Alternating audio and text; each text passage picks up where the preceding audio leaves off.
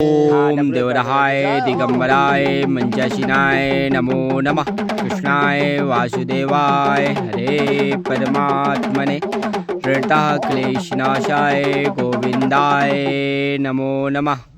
मन रम गया है बाबा की मचान में, सिद्धों की जय, 84 सिद्धों की जय। बहुत बहुत स्वागत है आपका एक बार फिर मेरे साथ बाबा देवरहा बाबा जी महाराज की मचान आश्रम से। क्या होगा, कैसे होगा, कब होगा, हर एक मनुष्य के अंदर ये एक बहुत बड़ा सवाल होता है। सवाल अमीर का, सवाल गरीब का, सवाल जन जन का होता है। लेकिन अक्सर हम देखते हैं कि कोई ना कोई निमित्त बन करके आता है और संकटों से मुक्ति प्राप्त हो जाती है। हमारा मन बहुत विशाल शक्तियों से भरा हुआ होता है, लेकिन हम अपने मन को जब कमज़ोर समझ लेते हैं, जब हम कमज़ोर से कमज़ोर, विकराल से विकराल परिस्थिति में होते हैं, उस वक्त हमें रास्ते नहीं सूझते हैं। वहीं हमको अंधकार अपने जीवन में महसूस होने लगता है और हम चाहते हैं प्रकाश। तो आखिरकार वह कौन सा प्रकाश है जो वास्तव में जीवन को प्रकाशित कर सकता है? तो प्रकाश परमात्मा का सबसे बड़ा प्रकाश होता है। क्या है, आपको क्या लगा कि जैसे आपने कहा कि बहुत अलग लगा यहाँ आकर के? अब देखो, आप आते रहते होगे, लेकिन हमारा क्या है कि जैसे जाते रहते हम, मतलब देवकीनंदन जी अगर कथा कहेंगे तो भजन सुना देंगे तो भी ताली बजाएंगे लोग। अभी 3 संतों का बहुत चल रहा है, प्रदीप मिश्रा जी, बागेश्वर धाम और अंदराचार्य जी। लेकिन संत संत होते हैं। संत वो है कि जो अपने लिए नहीं करे। हम यहाँ जब भी आए, जो भी है तत्काल हाजिर में। नहीं तो संत तो ये कहते हैं कि बोले यहाँ धर जाओ और तुम जाओ। आग लगी आकाश में झलझल गिरे अंगार, संत ने होते जगत में तो जल जाता संसार। बाबा हो जाना और बाबा बन जाना जमीन आसमान का फर्क। आपके बच्चे के यहाँ बच्चा हो जाएगा तो वो कहता है गोद में आता है बाबा बाबा बाबा हो जाओ। लेकिन बच्चे का बच्चा आता है तो वो क्या कहता है, ना ना अभी नहीं, भात जामुन भरना है अभी। बाबा हो जाना और बाबा बन जाना जमीन आसमान का फर्क। हम तुम्हारे नाम के लिए बोले थार ले लो, वहां सब करेंगे, संबंध करेंगे, ये होगा। इनको किस संसार को मतलब नहीं। आप आए उतनी खुशी, दीदी आई उतनी खुशी, हम आए उतनी खुशी। ये संतों का स्वभाव। जब हम पहली बार देवरहा बाबा मचान आश्रम में आए थे, तब भटकते हुए ही इस मचान आश्रम में हमारा आना हो पाया था। आप साफ तौर पर देख सकते हो कि यहाँ चित्रकूट धाम में बाबा की मचान बनी हुई है और एक छोटा सा मंदिर है। यहाँ की जो ऊर्जा है वो वास्तव में इतनी दिव्य है कि जो कोई भी यहाँ आया है, जिसने भी यहाँ का अनुभव प्राप्त कर लिया है, तो ऐसा लगता है कि क्या वास्तव में वो अपने जीवन में एक ऐसी ही ऊर्जा की तलाश में थे? क्या वास्तव में वो अपने जीवन में एक ऐसी ऊर्जा चाहते थे? सच में हम सब एक ऊर्जा हैं। धर्म सम्राट करपात्री जी महाराज सभी को यही बोलते थे, प्रिय आत्माओं। तो वास्तव में हम सब एक आत्मा हैं और सभी आत्माएं कैसे सुखमय जीवन व्यतीत करें, इसका मार्ग हमेशा ऋषि मुनि और महात्माओं ने सदैव प्रशस्त किया है। सबको जानकारी हुई है, बस अनुभव में लेने की आवश्यकता होती है। तो एक ऐसी ही कहानी देवरहा बाबा मचान आश्रम में प्रकाश करने की घटित हुई।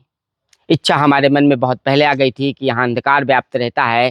कुछ चोर यहाँ की तार काट ले गए थे। अब वही तो मैंने कहा कि मनुष्य ही एक ऐसी चीज है जो भगवान को भी धोखा देना जानता है, जो भगवान के साथ भी दगा करना जानता है और वो सोच लेता है। क्योंकि हमारे अंदर गलत और सही ये दोनों बातें लगातार चलती रहती हैं। तो यहाँ कुछ चोरों ने तार को चोरी कर लिया था, जिसके बाद से इस आश्रम में अंधकार छाया हुआ था। यहाँ बिजली का कनेक्शन नहीं हो सकता था। महोबा के पत्रकार साथी आलोक कुमार शर्मा आते हैं और उनको भी ये लगता है कि यहाँ प्रकाश होना चाहिए। जंगल में रहने वाले संत महात्माओं को इतनी सुविधा जरूर मिलनी चाहिए। सूर्य का प्रकाश तो हम सबको जीवन में समान रूप से मिल ही जाता है, क्योंकि सूर्य का प्रकाश वैसे ही मिलता है जैसे भगवान किसी के साथ भी भेदभाव नहीं करते हैं। भगवान को आप मानो या ना मानो, लेकिन भगवान आपके साथ कोई भेदभाव, कोई ईर्ष्या या नफरत नहीं पालते हैं आपके लिए। वहीं एक सूर्य देव को आप लगातार देखते हो, प्रत्येक सुबह आप देखते हो तो आपको वो समान रूप से प्रकाश देते हुए नजर आते हैं। जब रात शाम ढलती है, रात का अंधकार होता है, तो उस अंधकार के समय ही एक प्रकाश की जरूरत पड़ती है और हमारे पास एक व्यवस्था होती है और वो व्यवस्था होती है बिजली की।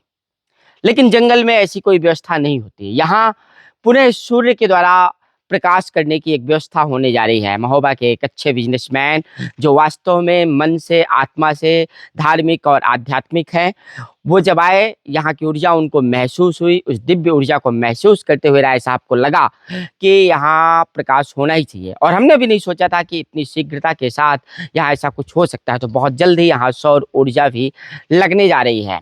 और ये सौर ऊर्जा नहीं लग रही, वास्तव में बाबा कैसी इच्छा की पूर्ति करते हैं और देवराहा बाबा कैसे चमत्कार कलयुग में अपनी ऊर्जा के माध्यम से करते हैं। चूँकि उनके जो शिष्य हैं वृंदावन आश्रम से भी जब मैंने सुना तो उन्होंने कहा कि बाबा ने कहा था कि बेटा मैं देह जरूर त्याग रहा हूँ, लेकिन मैं सूक्ष्म ऊर्जा के माध्यम से मैं जन कल्याण के कार्य करता रहूँगा।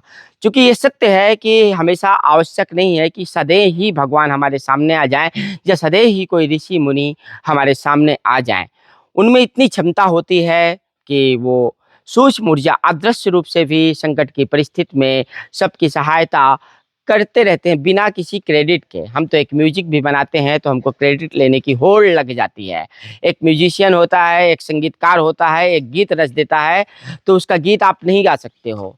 एक लेखक होता है, उसकी किताब का आप प्रयोग नहीं कर सकते हो बगैर उसकी अनुमति के। लेकिन संत महात्मा और भगवान एक ऐसी शक्ति है जिनकी शक्ति का प्रयोग आप बिना उनको क्रेडिट दिए कर सकते हैं और वो कभी भी क्रेडिट नहीं लेते हैं।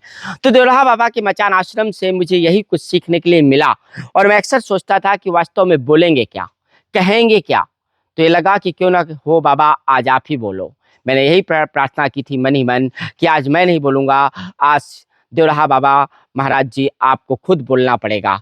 तब मैं लोगों से कनेक्ट हो सकता हूँ, तब आपकी ऊर्जा से लोग कनेक्शन महसूस कर सकते हैं। और जो लोग भी देवराहा बाबा जी महाराज की सूक्ष्म ऊर्जा से कनेक्शन महसूस करते हैं और उनको अपने जीवन में महसूस किए हैं, उनके किस्से कहानियों से वाकिफ़ हैं, जिन्होंने भी जाना है, वो सब वास्तव में आज भी उस कृपा के पात्र को बनना चाहते हैं और आशीर्वाद महाराज जी का सदैव प्राप्त करना चाहते हैं। तो हमारी यात्रा में, अब तक की यात्रा में, देवराहा बाबा की मचान आश्रम की यात्रा में जो कुछ भी अनुभव हमको मिला है वो मैंने आपको आज बताने की कोशिश की है। और जीवन अंधकार से प्रकाश की ओर एक यात्रा होती है। कहते हैं अस्तो माँ सद्गमय तमसो माँ ज्योतिर्गमय, अर्थात मुझे अज्ञान के मार्ग से ज्ञान की तरफ ले चलो और अंधकार के मार्ग से प्रकाश के मार्ग की ओर ले चलो। और प्रकाश कहाँ होना चाहिए? हमारे अंदर होना चाहिए। हमारी आत्मा जब बलवती होती है तब वास्तव में अपने जीवन के लक्ष्य को प्राप्त कर सकते हैं। क्योंकि बड़ा सवाल सबका होता है कि हमें हमारा जन्म क्यों हुआ है, किस लिए हुआ है और हमें इस जन्म में क्या करना है। तो जंगल की इस यात्रा में लगातार हमने यही तलाशने की कोशिश की है, साधु संत महात्माओं के बीच आकर के आत्मा को बलवती बनाते हुए कि आखिरकार कैसे वो सब लोग इस मार्ग से जुड़ सके।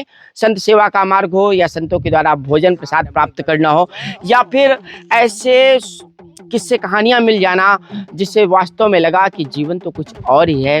वो भौतिक जीवन से अलग हट करके हमारे अंदर एक जीवन लगातार यात्रा करता है। वो आध्यात्मिक यात्रा होती है जीवन की, वो धार्मिक यात्रा होती है जीवन की। इसलिए आज हम फिर से एक देवराहा बाबा के मचान आश्रम से आपके सामने ये स्टोरी ले करके मैं आ पाया हूँ। लगातार आप हमारे साथ फुल स्टॉप में बने रहिएगा ऐसे तमाम किस्से कहानियों के लिए। और चैनल को सब्सक्राइब जरूर कर लीजिएगा और देवराहा बाबा की सूक्ष्म ऊर्जा को लोगों तक पहुंचाने के लिए आप इस वीडियो को शेयर जरूर कर दीजिएगा। जय हिंद, जय भारत, जय सनातन।